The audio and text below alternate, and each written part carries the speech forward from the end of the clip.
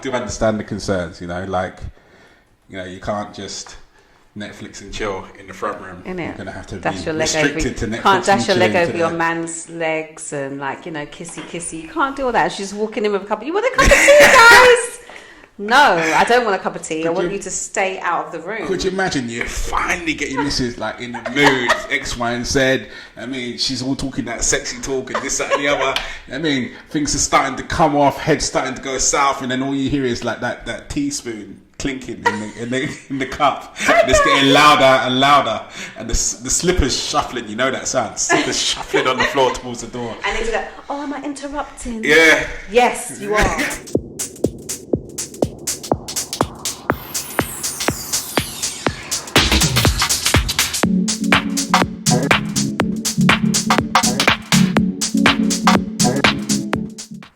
Good morning, good evening, good afternoon, whatever it is, wherever you are. Welcome back to the Couple School podcast. I'm joined, as always, by the lady of self-love herself, Charmaine Lawrence. Hello, guys. How are we doing? I'm ready for this one. Are you sure? Today? Yeah. Are you sure? I'm sure. I'm going to try and keep a straight face, anyway, my wife and I have been together now for 10 years and married for 4. 2 years ago, we had our first son. We were over the moon, but completely overwhelmed with everything that came with parenthood, and we struggled. My wife's mother offered to help, and so moved in with us on what was supposed to be a short-term thing whilst we found our feet. We are now expecting our second child, and she still hasn't moved out, and now receives mail addressed to our house. I really want her to move out, but I'm nervous as to how my wife will take it. She seems very comfortable with her here. What should I do? Sorry, it's the mail bit that got me. It's the mail bit. It's a difficult one. It's a tricky, sticky situation. It's a tricky, sticky situation because, of course, if your mum lives with you and you've got small children, it really is helpful. It is very, very helpful. So she's going to struggle with... And she's not going anytime soon. I'm just saying, because now you've got another baby on the way. Yeah. So she's going to have to stay for a bit longer. Depending on your financial situation, she'll probably be staying home watching the children while you go to work. Like, she's going to be there for another at least 3 years. She's got mail going to the house. 3 years. She's taking her catalogues and stuff. Well... The thing is, her church have got her registered as her address. That's her address. Yeah. I wonder what's happened to her actual house. I don't know. Maybe she's rented it out. She hasn't told anyone. Wow. Yeah. Difficult one on many different levels. Many different levels.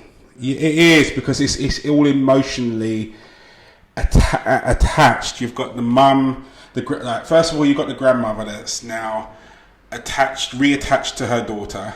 By the sounds of things, she's not reattached to the husband, but she's reattached to her daughter. She's attached to the grandchild. There's now another grandchild coming on, so she's at her most "I'm feeling useful," kind of scenario. The mum tried to do it by herself, has got those emotional scars of being overwhelmed, and probably remembers what that overwhelmed feels like, and has now probably got quite anxiety over baby number 2, and the only thing that's really reassuring her is the fact that her mum is there and will be there. Then also on top of that, let's not forget that the first child has only ever known a world where grandma is there, so again you've got extra attachments on there. I feel for the dad, because I get where you're coming from. I do get where you're coming from. I just think you need to step very carefully in how you even attempt to deal with this. And what I would also say to yourself is, before you even attempt to deal with it, ask yourself if you really need to. Because it's one of them ones is I was always raised up on pick your battles. Pick your battles. Not every war that comes to the surface is one that you need to rally your armies and fight. And I wonder whether this one is one that you need to deal with now, because you are going into second child. You are going into needs of a second child. And trust me, for someone that's got too many children anyway, they all come with their own individual necessaries. And as you quite pointed out just a second ago, having grandma there actually is built-in childcare, dare I say it. It's a benefit. So I think for the sake of getting a bit of extra, nookie, you might be cutting your nose off to spite your face. Just Yeah, saying. like, Just saying. I think utilize it. Well, you have been utilizing it because you're on baby number 2, so you know it hasn't stopped you from having any fun. It hasn't stopped you from having any fun. I do get it though. It's kind of like when is she not going to be in your space? Because I don't know if you've ever had another adult in your home with your family, and regardless of whether or not it's the mum or the brother or the sister or whoever, but someone else in your space, you're like, are you going home? Like, you just want your space back. So I get that, and I do get that. Can't walk around the house in your boxer shorts. Like, I get it. I get it completely. But I do think at this point in your relationship, it is of a benefit because you can do date nights. There's always going to be someone there. You can have someone that has a built-in childcare. You know, there's loads of benefits to having grandma there, and also the relationship that grandma gets to have with her grandchildren. By living in the home. So I get it. Because also there's no real conversation as to how long she was staying. It's just like, why is she still here? Like, we've just announced second pregnancy and wait a second, she's still here. I get it completely. But I feel at the moment, at this point, there's way too many pros to keep her there. And maybe you're just not seeing it. I think this is a real time where you have the opportunity to really be close with your partner in a way where you have on tap babysitter. If I had the space, I would think about moving Jeff's mum in. Like, well, the joke is we're actually planning to do something similar.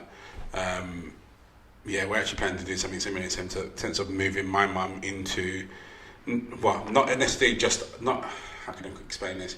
We're going to buy a house, but buy a house with enough space whereby she can have her own like bungalow annex in the back garden. So she's there, but she's got her own space, and that gives a certain level of detachment and therefore then privacy. And I don't know what your situation is, whether or not you can do something like that, but I think the babysitter chip is a golden one. Like, let's not get it twisted. But even taking that aside and taking a look at, as I said, the emotional levels of connections that are involved in this right across the spectrum, like removing grandma out of your house, I think might actually do you a lot of damage, far more than good, rather than actually trying to work on maybe some boundaries or working on a routine that, you know, allows you and your wife to have some time, or allows you to have some time. You know, and maybe encourage grandma to go and do some more activities outside of the house that takes her out. I don't know, but I think you've got to pick your battles on this one, and this is a battle I wouldn't be picking to fight. I think if grandma also has her own place still, maybe it will be a great idea for grandma you guys can kind of encourage her to go to her place with the little one, so you have space in your home together without the child and things like that. So just kind of having those kind of conversations about how it can benefit you. And I think you're not looking at the benefits. I think there's so many benefits. I would love that situation. I would be jumping at the chance. But there is a time when I'd be like, okay, it's time to go. There is always a time to go. But if the second child weren't on the way, I'd be like, yeah, let's discuss how to get her out. But right now, I just don't think it's the right thing to do, especially if you are saying that you guys struggled in the beginning with the first one. The second one, the multiple children thing, it's a lot. It's a lot. And I swear that the age gap is quite small, isn't it? It's small. They gang up on you, trust me. I've got two of them in my house. They plot, they scheme, and they work together. They're like their own little unit. Matthias and Xavier get up to absolute nonsense in my house, and it's always the two of them there, not just one. The multiple children thing is going to be tough, and so I think for the time being, yes, but maybe it's kind of starting to have the conversations about how it can work better for you guys, because obviously, and I get also that men need space without people, and sometimes it's like, it's all great them going out to the pub or going out to their friend's house but sometimes men want space in their space. 100%. And so I think sometimes that's why I'm saying think about whether or not it's okay for everyone to go round to grandma's house for the weekend. And do you get what I mean? Mum pops over for a little quickie, like, you know, like that kind of stuff, like fun, like. I get what you're saying, but I think even in that, you've touched on the point. Yeah, men need space within their own space, but that's where that whole man cave came about, because it only needs to be a room. And this is what I'm talking about in terms of boundaries. You like, or actually resetting your routine. So maybe your space isn't in front of the TV downstairs anymore. Maybe you could buy a big TV for you and the missus' room, and that becomes your little man cave type of thing. Like, yeah, I don't think that, especially right now where you are walking into another unknown, and that unknown is baby number 2, and what changes baby number 2 is going to bring to your household, what extra demands baby number 2 is going to make on your relationship. Let's not forget, it's another mouth to feed. So there's also the work aspect of that as well. And I think if you call time on grandma right now, you may find that you delete a resource that you later on then need and could do with. So I think right about now, you just need to bite your tongue, find a way to make this situation work, whereby if it's space that you need, that you get your space. If it's, I don't know, whatever it is that you need, that you feel that you'll need from this situation. If it's time with your missus, then maybe you need to go, like, you can get day rate hotels, you know, like just during the day, like, leave the kid with the missus, with the grandma, and off you go. Like, what I mean, all joking aside, is to find a way to make this work, and don't change it until you know for absolutely certain that you're not going to need her. Because if you send her away now and then discover that you need her later, I put money on it, she ain't coming back. Yeah, but also, you know, I was just thinking as you were talking, grandma's also become quite dependent on the family for her own personal needs, and that's going to be also an issue when you try to boot her out. Yeah. So, like, she's become dependent on the family, and I think sometimes grandmas do that. They don't, especially grandmas that are, you know, not in relationships, their partner's already gone or not with somebody, you know, they do become dependent on their children and their grandchildren. And so it's kind of also about having a conversation with your partner to start looking at ways that grandma can still have a life as well as her family, so that you can prepare her for the next maybe 2 years when you want her out. I think it's time to start getting her into a routine of looking after herself as well as her family, and taking time out. That's why I'm saying taking time out to go and stay in her space. And I think because the dependence can be a lot. Like, we've already run up 2 years, no? So we've got, another 2 years? That's 4 years that she's really dependent, or you guys have been needing her to be present. And then you're going to be like, okay, it's time for you to go now. Like, I think it's time to start preparing her for having her own life, like doing other things. And maybe your wife can help you do that by getting her to go out with her, do things, go to her house and whatever. Like, don't let her get rid of her house. I think you also need to really ask yourself whether or not this is what you actually want, as in grandma gone, and whether or not it's just, as we've talked about, maybe what you need to do is reset your situation, whereby you create more space for yourself, whether that be inside your house or outside of your house. I think that grandma might be the fixating point for you, because she's the other person, so to speak. But the potential fallout of this situation is large. You know, as you're saying, not just for yourself, but also for her. It's a whole lot of hurt that's all going to be coming and originating from you. So be mindful of that before you set off that kind of bomb, and work out whether or not actually grandma is the issue, or is it that you're not spending enough time with your missus, or is it that you'd like to spend more time with the kid? You know, because a lot of times, like when babies are born into a situation, like, guys get pushed out to the side, you know, because it's all about the mum and it's all about the kid, and then all you want to do is to be able to spend time with your kid, but there's always someone else there trying to take the child away from you, or take time with the child away from you. So maybe what you need to do is to look at your situation and go, right, well, how do I get what it is that I actually want? And I think before you go throwing a hand grenade into this situation, I think you need to look at it and go, is this actually what I want? Or is it A, B, C, or insert appropriate answer here? Because if it's any of those ones, can that be achieved with grandma still in the house? Because I don't, from the comment on there, I'm not getting the gut reaction that, you know, she's that massive problem in the house. Like, I don't get that impression from what you're saying. I don't get the impression that she's like this. She's just like, you walk into a room, she's always there in every room that you go to. Can you imagine? Like, you walk into the kitchen, she's there. You walk into the sitting room, she's there. Like, she's sitting on your sofa. Like, we go to open the fridge, she's already there. Like, I don't think that. I don't get the sense from your writing that that's what you're experiencing. So my query to you is, before you throw the baby out with the bathwater, so to speak, is it really that, or is it something else? And if it is something else, could that something else be achieved with grandma still involved in the equation? Because as these kids get older, childcare demands don't get lighter; they get worse. And having someone that's in there that the kids know that you can trust, that them with and her with them, is a goldmine. You sound so for grandma staying.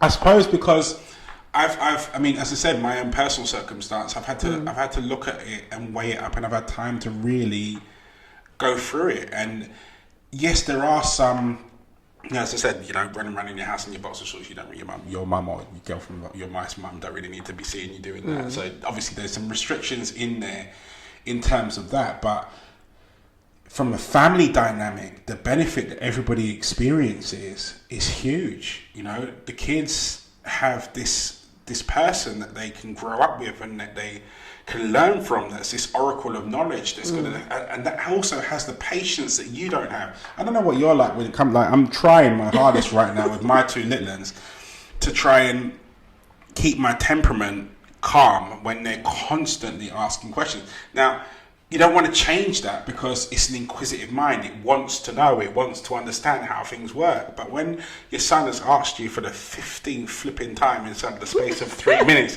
what colour a fire engine is and why the siren sounds like that, like, there's a certain level of patience that you acquire with age that enables you to be able to sit down and answer that question over and over again with the same enthusiasm that you did in the first bit.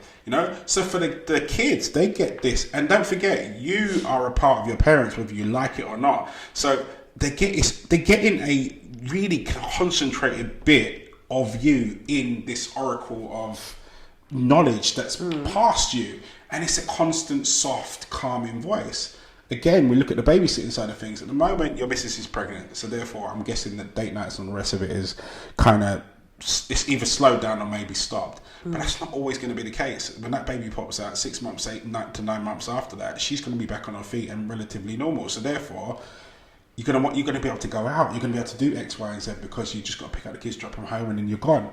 So I think weigh up the aspect of life the quality of life that you get, and the quality of life, more importantly, that you can give by having grandma in the house. I mean, I'm an advocate for it. It's something that I'm actively working towards within my own personal circumstance. So yeah, I get it, and I've had time to think about it and do the worries about I like running around in my house in my boxer shorts. I do, and you can't really do that with your mum there. But no, you can't. I'm not completely sold on grandma living in the house, but I do know that there is huge benefits from it. Like, one of my bestest friends, she bought a house that has an annex at the back. It's got like a 2-bedroom annex at the back of the house. That's what we're going for. There was a point where her husband's mom was going to move in because she had a big house, and she was like, I might sell this house and I might move in with you guys because you guys have the annex. And I was like, okay, that's great, that's nice. I don't have a problem with that. Like, that sounds like a really great thing. That means you don't have to cook every day. I'm thinking about the benefits. I don't have to cook every day. My house is going to be clean because there's going to be another woman that cleans the way I do. Like, the kids are going to have their grandma there. It's going to be amazing, blah, blah, blah. But then when she was deciding between that house and another house that didn't have the annex, I was like, oh, no, that can't be an option. That can't be an option. Because it depends on you as a person as well. Like, sometimes I need to not have other adult energy around me. I need to be in my space. And also, I want to be able to have an argument with my partner without the mum there. Do you get what I mean? So there's so many movies that I've seen where the missus is trying to have an argument with the husband, and the husband's mum's there, and she's like, "Don't you talk to my baby like that." I'm sorry. You want to be able to have, those massive debates and about your family dynamic and everything without you know, them hearing through the creak of the door, or and then also like imagine like you're having a disagreement with Karen, and then like her mum's sitting there in the room next door listening. Then she goes in there to her mum, and the mum's like, I wouldn't have him talking to you like that. Like, you know, those kind of things that I think of as well. Like, but I do think at this present moment with this situation, it's more of a benefit. But I do think there's ways of, just in case you don't want her to stay, I think there's ways of preparing her and preparing yourselves for life without her. And that would be, as I said, like, you know, her spending time doing things that she wants to do outside of the family, or your wife doing things with her mum. You're at home with the kids, the wife's out with her mum doing things outside of the home, staying at grandma's house, or things like that, basically. Getting her into the process of living without you guys. So when it's time, your wife does the work of saying, Mum, thank you, it's time, the kids are at school now, it's fine, see you later, thanks for all you've done. But you know what I mean, like I think there will be a time when, well, it might not be, you know, it depends on you, depends on your house, depends on the dynamics, depends what you're looking for. But the conversation, if you're trying to have a conversation at some point, I would say just do preparation work now. But you've got at least 2 years. Well, she's not going over for another 2 years. Let's be real, it's just not happening. I think you're 100% right. I think, as I said, like, for me, this just take some time before you pull the pin and throw a grenade. Like, make sure it's what you want. Make sure it's what you want. And if it is, and you're like adamant, okay, right, well, you know, grandma's got to go. It's time. I think Charmaine's absolutely right. Next 2 years, those glasses will remain inside that house, and that'll be it. But that gives you 2 years of preparation to have an exit plan and to deliver that exit plan and bring your wife on board and not necessarily sever the ties, but reorganize the dynamics so that people aren't as dependent on this current configuration and they're prepared for the next one. But as I said, and I can't stress it enough, like, be sure, because whatever you do next, I don't think you can come back from. Like, I don't think you're going to get her out of the house and then she's coming back. I don't think that's an option. So whatever it is that you decide to do next, be sure. Yeah, just agreed. Be sure. Just take the time out to be sure. I don't think she's coming back. I really don't think she's coming back. You know, but I do understand the concerns. You know, like, you know, you can't just Netflix and chill in the front room. You're gonna have to dash be restricted to Netflix. Can't dash your leg over your man's legs and, like, you know, kissy. You can't do all that. She's walking in with a cup. You want a cup of tea, guys? No, I don't want a cup of tea. I want you to stay out of the room. Could you imagine you finally get your missus like in the mood, X, Y, and Z? I mean, she's all talking that sexy talk and this, that, and the other. I mean, things are starting to come off, head's starting to go south, and then all you hear is like that teaspoon clinking in the cup. And it's getting louder and louder, and the slippers shuffling. You know that sound? Slippers shuffling on the floor towards the door. And it's like, oh, am I interrupting? Yeah. Yes, you are. But Coronation Street is on. No, it's okay, Mum. You can come in. It's like, no, like, no, I'm sorry. I don't know. You're high and dry. It's not my visual. You're high and dry again. It's not my visual image that I want. It doesn't sound like much fun at all. No.